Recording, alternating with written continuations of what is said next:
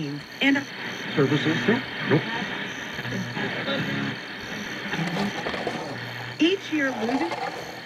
And in the top story tonight, a High Court judge is speaking out against a spate of violent crimes being committed against women in St. Vincent and the Grenadines. The outspoken judge was addressing a 38-year-old Camden Park man in court after he was found guilty of kidnapping and repeatedly beating an old Montrose woman over a period of 8 days. Meanwhile, President of Protect Our Women SVG, Lorna John, made a plea for society to stand against gender-based violence. We are saying that enough is enough. How many women have to be beaten, raped, and killed before we stand up in St. Vincent and the Grenadines and say enough? Our women and girls need to be protected at all levels in society.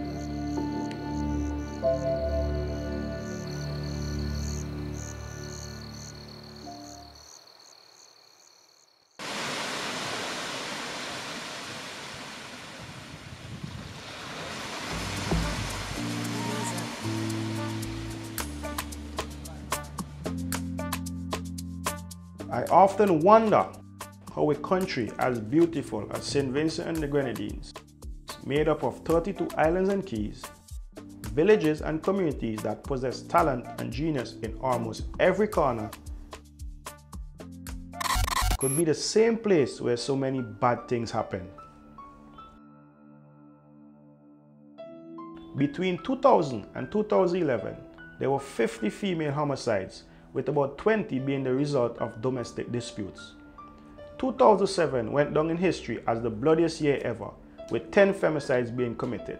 Violence against women in SVG is like a cancer, poisoning the fabric of society and leaving families motherless, daughterless, and in pain. I remember my early days as a reporter with Searchlight, covering many cases where women were either harmed or killed. But this particular story is one that I have not been able to get out of my mind even after 12 years. For this episode of Murder Mysteries SVG, I traveled back to the community of Daphne to retrace the disappearance of 20-year-old Shanika Small. It is October 2011 and Shanika has recently been selected as one of 8 girls to contest for the title of Miss SVG 2012.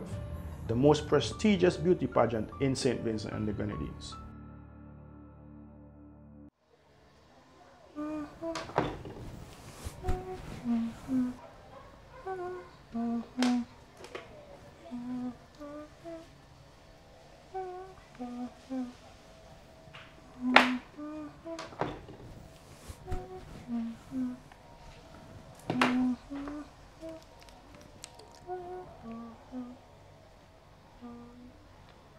I am going to be the next Miss SVG. Remember, I said so. Good night, Victoria Park. Standing at 5 feet 9 inches tall, hailing from the community of Daphne. I am Shanika Small.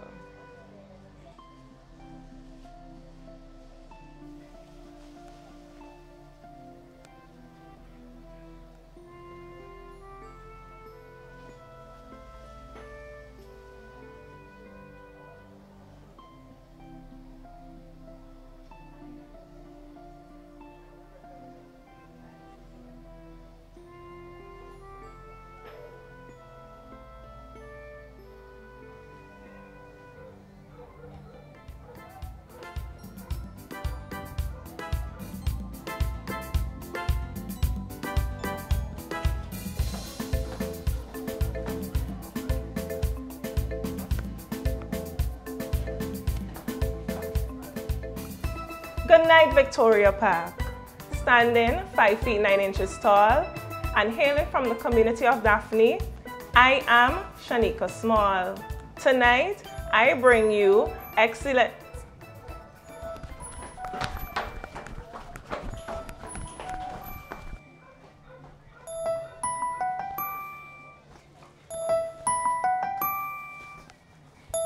Hello? Hey girl, how are you trying to get on to you? Girl, I hear practicing for the show. I think it is serious going to make a line with me and my brother later. You been trying to call you all day? Yeah, but I have a lot of training to do for the show, a lot of appearances. You see, last night, me and them girls from the show went down to Leeward for a little lime, but then when I came home, I just went straight to sleep. That's how you stand in this pageant all the time, so? Because I want to win. I hope he knows that I'm going to be really busy for the next few months until this pageant, you know. Anyways, you rolling with us later or what? Oh, sure, now I'm late for work. I'll talk to you later. So she coming? I don't even know.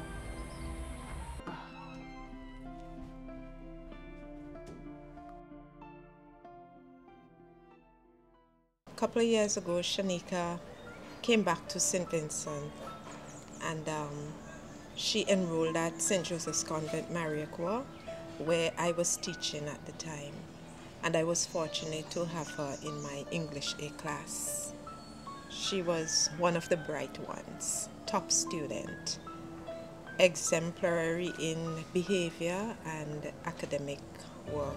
What I remember about Shanika though, the happy child with the beautiful brown eyes and the ready smile and her attention to her schoolwork and her compliance with the school rules and everything like that. She was just an example of an ideal child and, you know, a nice little cousin. After spending about 2 terms, or it could be more, she went back to Canada. And she came back a couple of years after, and by then, of course, she would have been an adult. Well, she came to work at the Grenadine House Hotel.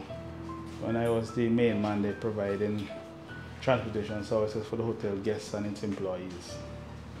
So she came there to work as a receptionist. Shanika was funny, fun-loving. She made fun of her blue eyes. She had blue contact lens and sometimes some green ones. Everything was a laugh for her. She was very warm and then sort of inviting. The guests there at the hotel had loved dealing with her. She made everybody feel comfortable at home. And she was fun outside of work and the outdoors. And you know, when those girls go into the pageantry, they up the game. So they start nicing up. Heels, makeup, everything gets stepped up, you know, in anticipation for the show. They start to walk differently, like models and so on. Because with the training and stuff, she used to go training regularly every week to get up to speed. Because you know, there are some girls when they go in, they might be a little rough on the edges, right? The pageantry does smooth up the edges. Like she was, as I tell you, she was the nicest, gentle giant I ever met in my life. Like, I know everybody's taller than me, and everybody's constantly a giant towards me, but she really was the nicest person I've ever met. Like, I never had any bad vibes, any bad memories with Shanika at all. But the sprightly Canadian-born resident would never get the opportunity to grace the national stage. Her name would be remembered only as an unanswered question, and her smiling face a haunting memory of her family and friends.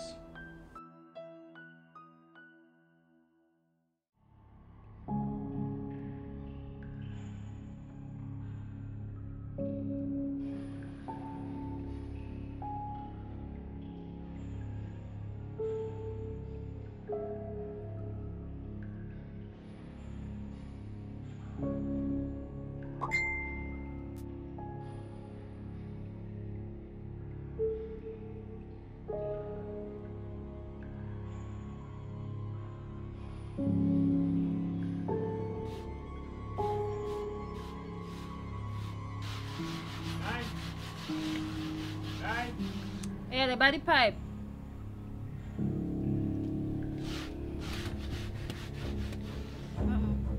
Thanks from Shanika. You sure? Yeah.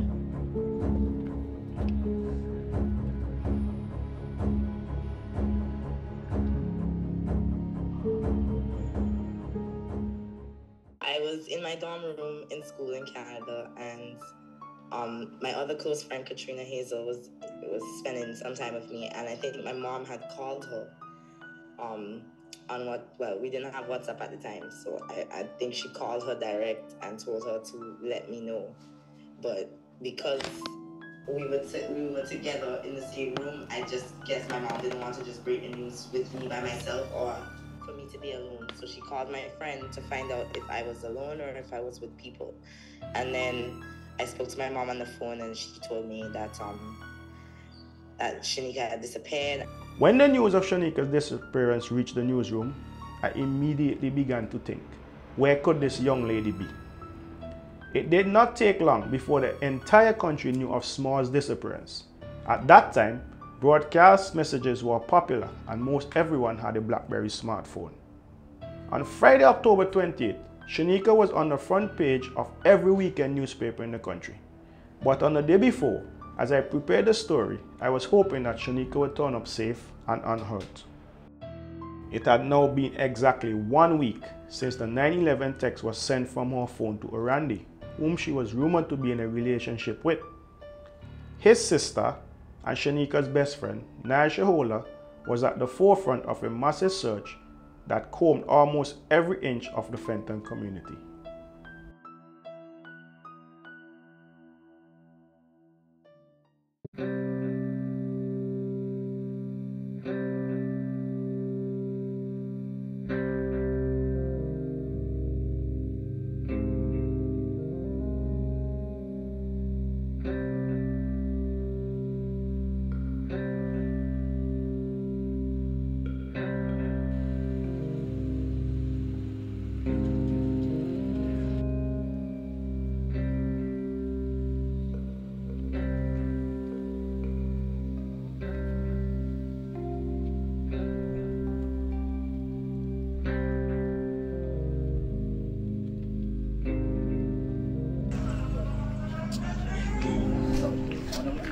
Okay, so we're just gonna go this way, so let's go, come. Yeah, I wonder where she could be now, boy. Alright, I'm not going to. Let's go through.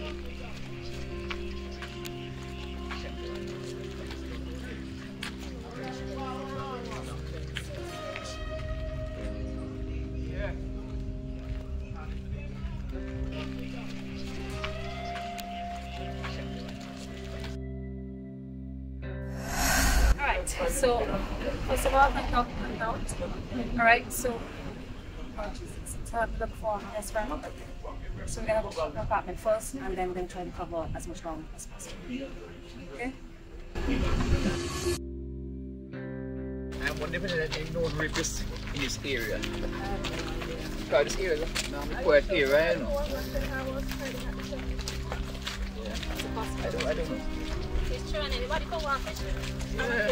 Because this area is a lonely area, really, you know. But the people doesn't live in this area. So it could happen.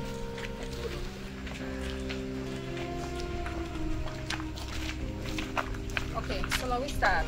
We're going to start by the apartment and then we're going up the road and go in the mountain. And we're going to cover as much ground as possible. Okay? Alright, so let me go.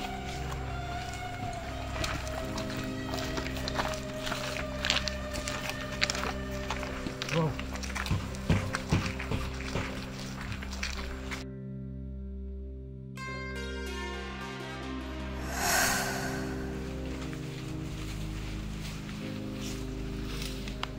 Are you see anything yet? No, yes, they're going. Still looking good. Go find my door. Have a fire now. Just go for Look for your shoes. That must be the girl's shoes. Oh, wait, shoes and shoes. Who's these belongs to? Those are Shanika shoes. Serious? It's the same shoes she wears, can't Boy, she can't be far. Yeah, she must be nearby. She can't be far, boy. Yeah, that's a start. My people working. Wow.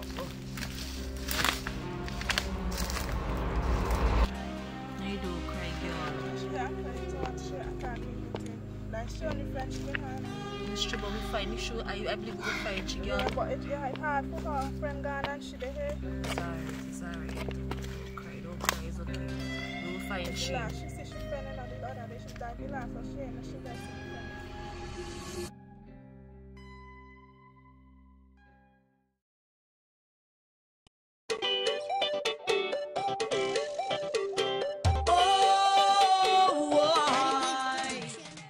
On the heels of the country's 34th anniversary of its independence, as yellow, green and blue flags colored capital city Kingston, both young and old were celebrating another milestone for SVG. I sat and thought about the likelihood of Shanika being found alive. There were no leads for police to follow. After days of search in the area surrounding Small's apartment, a major breakthrough occurred. A body was found on the miner's estate in Daphne. But the discovery would raise many more questions than answers and leave a swirling cloud of mystery around the case. The state of decomposition of the body found on the miner's estate created a whole new headache for investigators. While there was no confirmation about the identity of the body, one thing was clear: the person had died extremely violently.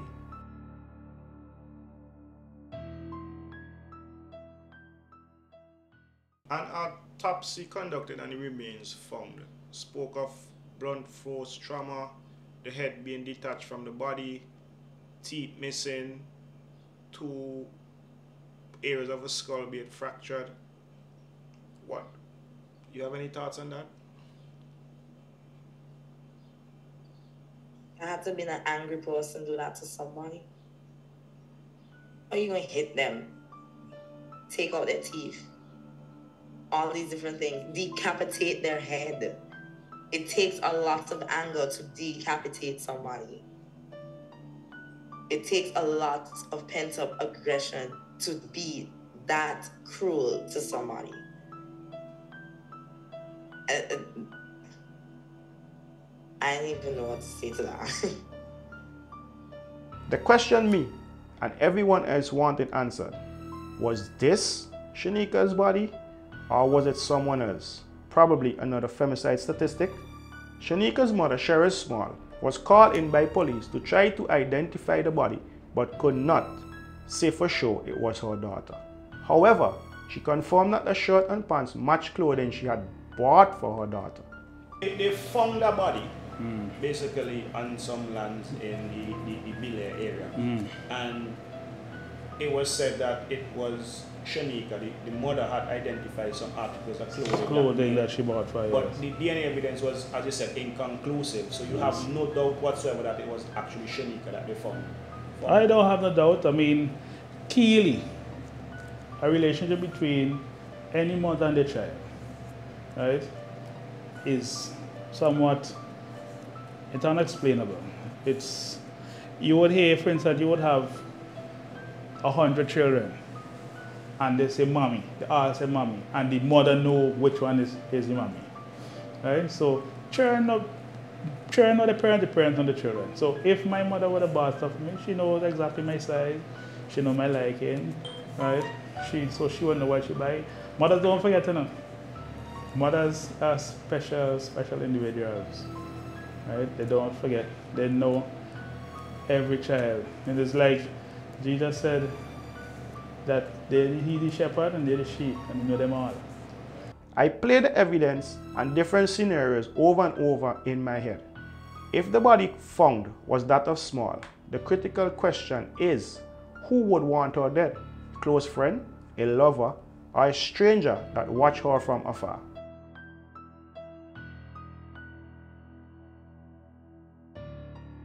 Around the time of her disappearance, Vincentians were alerted about a mysterious black car that was going around allegedly trying to kidnap young girls. An extremely concerned citizen went so far as to write a warning letter to the editor of the Searchlight newspaper. The writer even mentioned Shanika, telling Vincentians to take heed, but it was said that the black car was targeting girls on the leeward side of the country.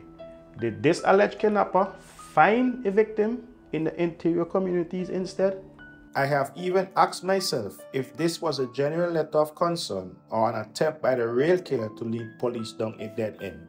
What is also very puzzling to me is the 911 message that was allegedly sent by Shanika to her boyfriend's phone on the night she disappeared.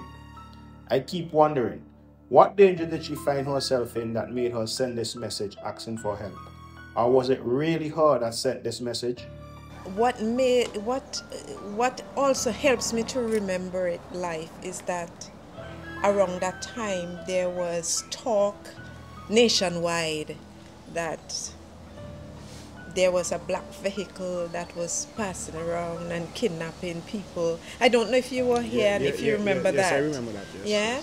And at the time I was really, really scared because I was home alone with my 2 children, Chelsea and Akil.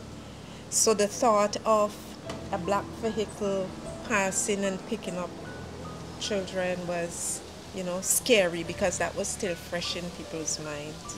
It was said that Shanika told a friend that she believed she was being followed. Was this stalker the one who snatched Shanika, or did the person involved in her disappearance draw her out of her apartment?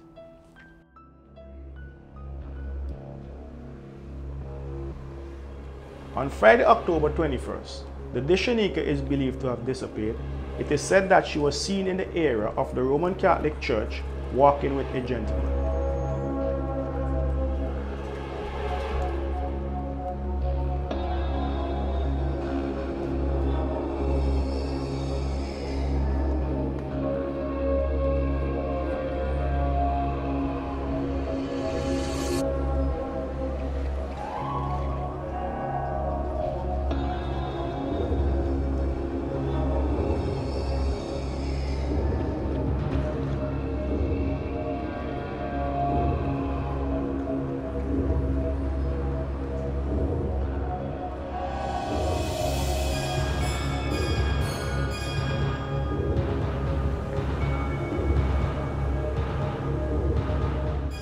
The identity of this mystery man remains unknown up to today. Maybe a co-worker or a friend?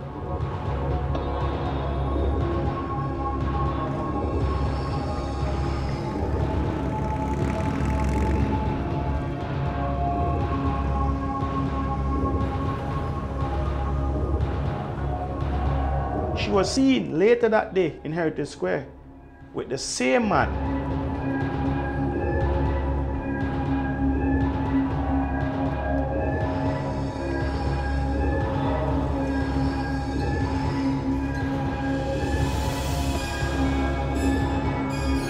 Her last public sighting was in Annisville at Anjob's supermarket.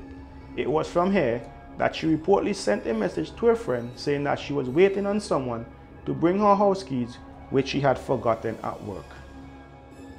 Her landlord reportedly saw her arrive home around 8 p.m. Searchlight archives from October 28 detail that a neighbor saw Shanika trying to hustle away from an unidentified man. The last communication Shanika reportedly had was a telephone conversation with her mother around 9 p.m. and a BlackBerry message conversation with her boyfriend. She had a boyfriend. She had a boyfriend. Did she ever speak to you about her relationship? I think she said that the boyfriend was a little bit on edge because he a little bit possessive, you know. And I don't think he liked when she went into pageantry. Probably felt that she got exposed to too many boys, you know. Yeah. In light of entering into a queen show, you know, she'll get exposed to a lot of different people. And sometimes some people fear when they go into pageantry, more men will see them, more men will like them, they're exposed to different things, it opened up the avenues too for work and other things. You see, we notice the trend with other ladies went into pageantry, some change their job, they decide they like doing other things, they turn into models, designers and so on. Some are working in the bank and the whole game changed. Some of them go off to study after, change career. So you consider the trend, upward mobility when the ladies go into pageantry. Sometimes, and with that, you will find that the persons that they like aren't necessarily the person they would like after. Yeah. The fingers were being pointed at her boyfriend at the time. I'm not sure if they were actually boyfriend and girlfriend official. There's controversy. There's a bit of controversial conversational pieces on that part, so I'm not quite sure, but as far as to my knowledge, they were together. I know they were together. So I don't know if that was our major thought process. Did she ever tell you that they were having problems, that he was abusive, or she was in any sort of danger from anyone outside or anything like that? She never spoke to me about him being like abusive or anything. I don't have evidence of that. However, she did say that she has told me in the past that he is not somebody, like when he responded, it was out of places of anger most of the time, and it was how he spoke to her, and I guess she just wasn't accustomed to that. We also have to remember that she grew up most of her teenage years and dating pool was mainly in Canada.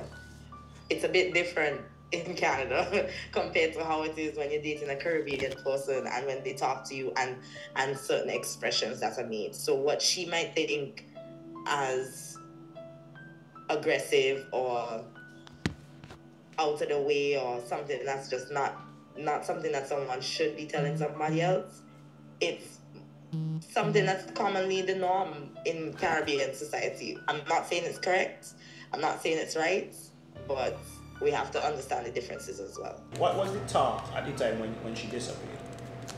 Well, it's all kind of talk you've been hearing. Other people involved and so on. And right now I don't want to be the one to say, because I'm not in the, I don't know what happened behind the scenes. I don't know what the investigation brought. All I know that they said the DNA came out inconclusive, right? So sometimes they always think behind the scene that we don't know outside. So I don't want to get into what school children say, but the public knows. Yeah. You think there are persons out there that know exactly what happened to Shanika? Yeah, man. There are persons that know. In every case, there's always person that know. But some cover up, and some of the people who know lose their lives too. They gone to the great beyond too, so the story gone with them. I don't know that a funeral was ever made public. Like I said, there were rumors that some sort of decomposed something was found somewhere, but I don't know if it was confirmed, if it was her, because I did hear at one point that it was probably a sheep. So I don't know. I have not heard about any justice being dispensed in that regard. In fact, I don't know where the state is in connection with her case. I don't know if it's closed. I don't know if any remains turned out to be hers. I don't know if there was a burial, a cremation, nothing. It would be nice for us to have some closure. So if there are persons who know, right, and can come forward and put their bit and get some closure to their thing. I mean, no one has the right to take anyone's life, nobody, everybody. Only right is to answer to God at the end of time. And He is the judge of all. None of us have the right to do any individual anything or hurt them or take their lives, because we didn't give anybody life. How do you feel that up to this day, her body has never been officially identified? Her killer has also never been officially identified.